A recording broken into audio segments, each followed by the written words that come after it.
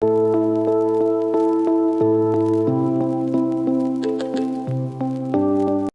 yang pertama yaitu definisi. Bakteri adalah kelompok mikroorganisme uniseluler yang memiliki beberapa karakteristik unik, termasuk ukurannya yang kecil, tidak memiliki inti yang terpisah, dan memiliki struktur sel yang sederhana.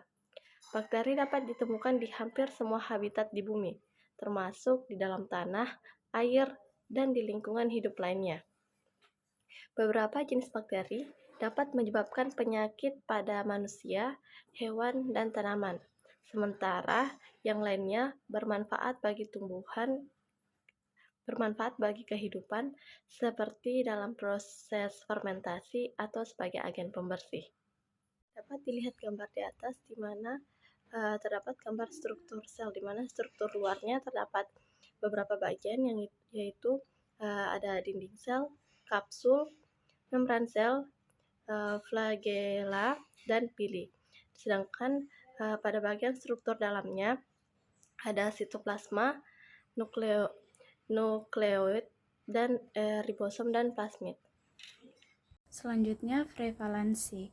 Prevalensi penyakit yang disebabkan oleh bakteri dapat bervariasi tergantung pada negara, wilayah, atau daerah yang dipertimbangkan. Beberapa penyakit yang disebabkan oleh bakteri yang sering terjadi di seluruh dunia termasuk infeksi saluran kemih, pneumonia, meningitis, dan infeksi pada luka. Penyakit-penyakit ini dapat dicegah atau diobati dengan pengobatan antibiotik yang tepat, meskipun ada juga bakteri yang menjadi resisten terhadap beberapa jenis antibiotik. Prevalensi penyakit yang disebabkan oleh bakteri dapat dipengaruhi oleh beberapa faktor, termasuk keberadaan fasilitas kesehatan yang memadai, tingkat kepadatan penduduk, dan tingkat kebersihan lingkungan. Di mana di sini saya akan menjelaskan gejala dan tanda dari antibakteri. Yang pertama yaitu ada demam, nyeri, pilek, batuk, lelah. Kemudian tanda dan gejala yang lainnya mungkin akan terlihat tergantung pada jenis infeksi bakteri yang terjadi. Baik, selanjutnya kita masuk pada faktor risiko. Beberapa faktor risiko yang dapat meningkatkan kemungkinan terjadinya infeksi bakteri yaitu: pertama, sistem kekebalan tubuh yang lemah. Kedua, kondisi medis tertentu. Beberapa kondisi medis seperti diabetes, asma, atau penyakit ginjal. Ketiga, usia. Keempat, lingkungan.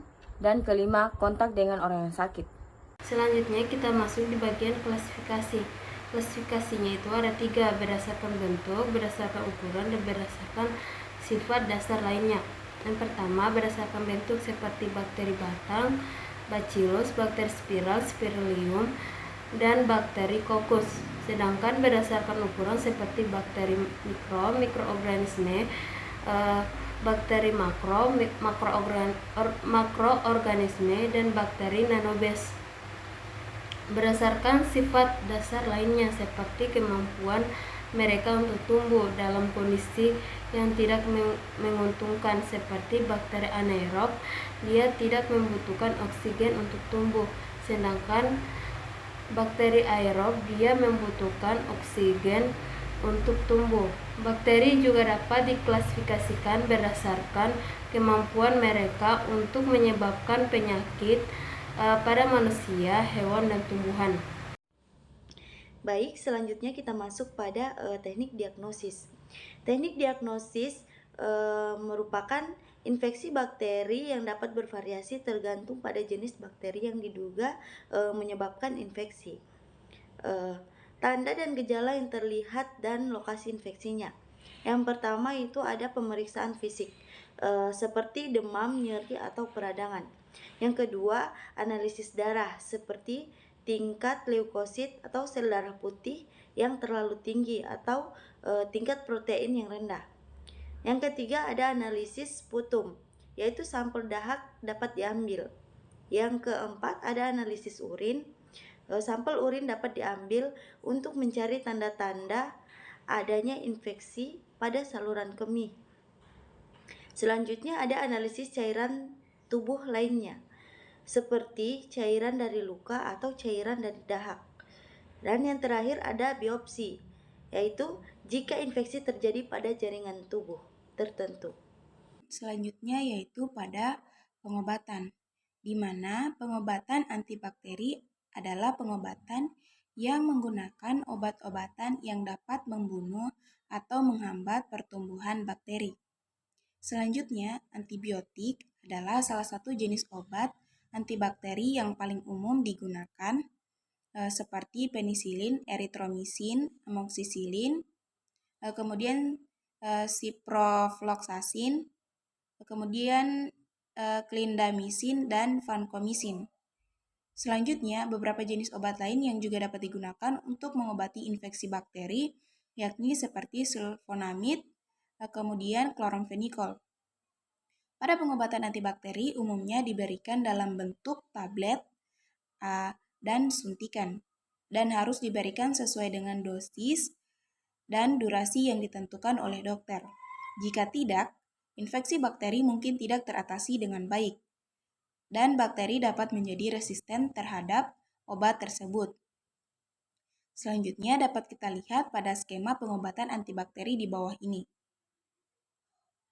Kesimpulannya bahwa bakteri adalah mikroorganisme yang dapat menyebabkan infeksi pada manusia, hewan, dan tanaman.